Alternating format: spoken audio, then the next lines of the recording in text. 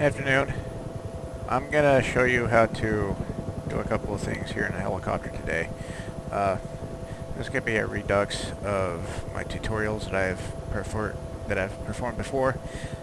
I'm gonna do a 5-foot hover, 50-foot hover, and I'm going to include a demonstration how to do a cargo pickup. First of all, what we're going to do right now is we're going to do a hover power check. We want to get the aircraft 5 feet off the deck. We're going to pay attention to the radar altimeter right here. We want this number to show 7 because obviously the frame's going to be 2 feet off the deck already. So let's go ahead and demonstrate it right now.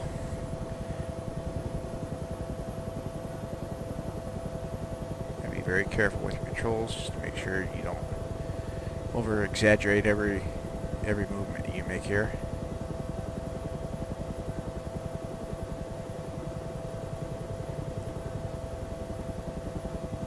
If you notice, our power check shows about 26 psi. You want to keep that number in check as we're going to be working with those numbers here when we do our pickup. Alright, this is a fairly decent area to do a power check, and while we're at it, we're going to go ahead and do a 5-foot hover to show you how to keep the aircraft nice and stable. One thing you always want to pay attention to is, you notice I'm always looking at the horizon. Attitude indicator you always want to have lined up with the center line of the runway because you're only like 7 inches away from the middle of the aircraft, so it's not like it'll matter. That's a good reference point to keep your aircraft nice and level. And if you notice, like I said, I'm staring off at the horizon towards the end of the screen. It's a great way to maintain sight alignment and sight picture. Give you a good reference as to how far you're drifting.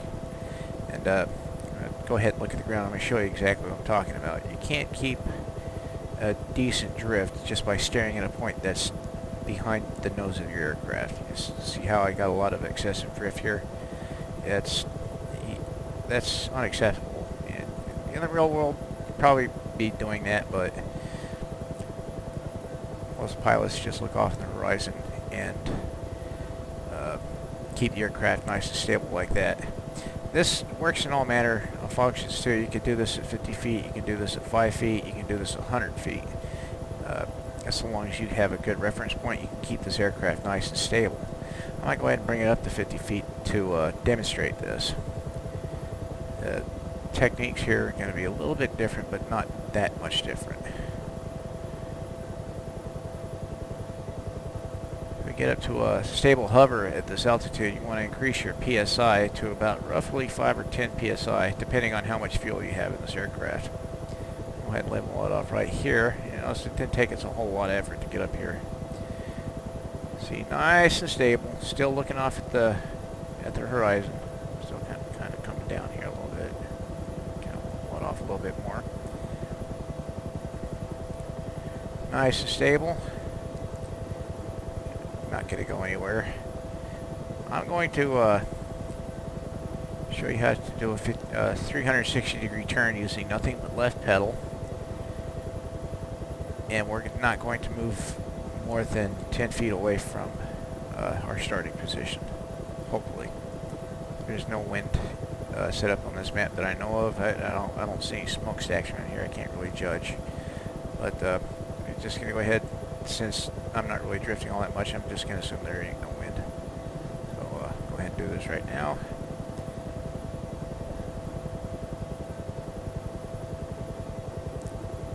So I'm always got the sight alignment of at least something to keep my attitude in check. I know I'm looking at that radar. A bit too much drift here. It's not going to be perfect, no. I don't do this too often, but I do it just enough to demonstrate.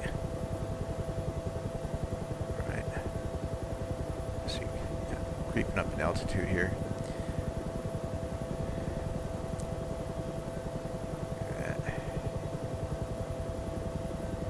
nice and smooth movements.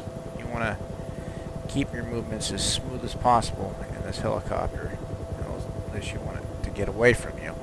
Can't have that. Now, so I barely moved about 10 feet. I'm off the other side of the tarmac, but I haven't really moved all that far, which is actually a good thing. It's pretty stable. Not perfect, but you know, I'll pick somebody else that can do this with only 400 hours on. Never sat in a damn helicopter before. Alright, I guess that's good. I'm going to go ahead and bring up the commands to go pick up some cargo. I'm going to go ahead and demonstrate how to do this. See a red smoke off in the horizon over there. Head over there.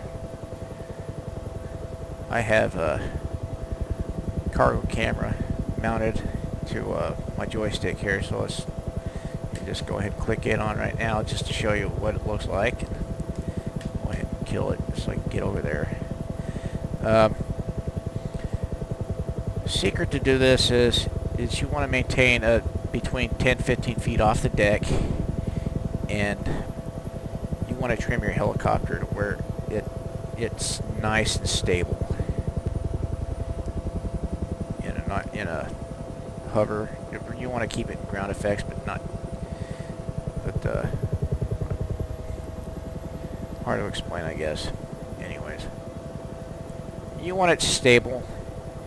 You don't want it too high because I noticed the cable is only about 15 feet long, maybe a little bit more, but I don't see it attaching below 15 feet. So I try to keep the altitude of the aircraft to 15 feet.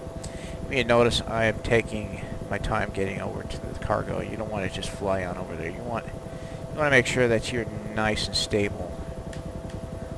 Go ahead and turn the camera on. And the way I'm maneuvering my aircraft right now is with nothing but fingertips on my joystick. I know that sounds kind of sexual, but it's more like playing the piano, I guess. It requires a very fine, delicate touch. You want to keep the helicopter as stable as possible.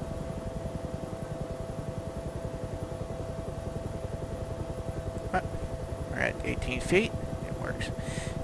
Pay attention to the engine of the heat. You want to make sure that you're not going to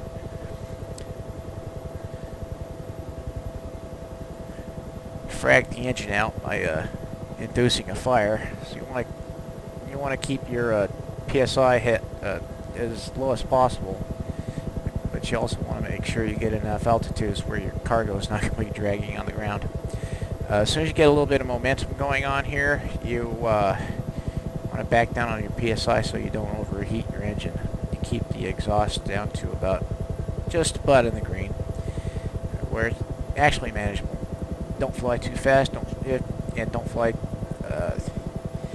in excess of your comfort level, because flying with this thing is like driving a boat with an anchor in the water. If the anchor is not lodged on the bottom, it's going to keep you from doing what you want to do with the boat. That's the best way I can describe it. If you've never driven a boat with an anchor in the water before, that's fine. I can't describe it any better way than this. It's just a launch hook. You want to be a little bit more careful dropping this thing than you do picking it up, because this thing will try and kill you if you don't keep an eye on your vertical velocity. Keep it about 500 feet or less. You don't want to exceed 500 feet, because this thing will, again, it will try to kill you. You want to be very careful with it, very delicate with, and pay attention to your exhaust gases as well, because you're going to burn something up if you keep this up. Let it drag itself to the ground. As soon as it touches the deck, drop it.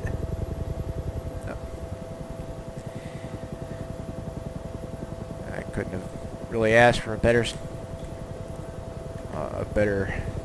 drop than that, but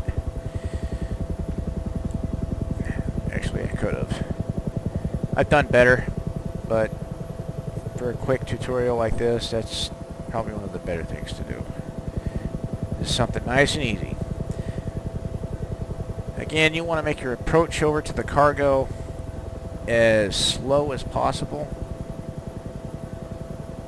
and as delicately as possible. You get really good at this. You can do this all day and night if you have the patience to do this. Since I can't really call up another loaded cargo to come drag around, I'll just go ahead and park the helicopter right now. But that concludes this tutorial. I'll go ahead and set the aircraft down, and feel free to ask me any questions if you have any suggestions. Go ahead and let me know. I'd be more than happy to come up with a better way to do this. This is by far the best way I can come up with.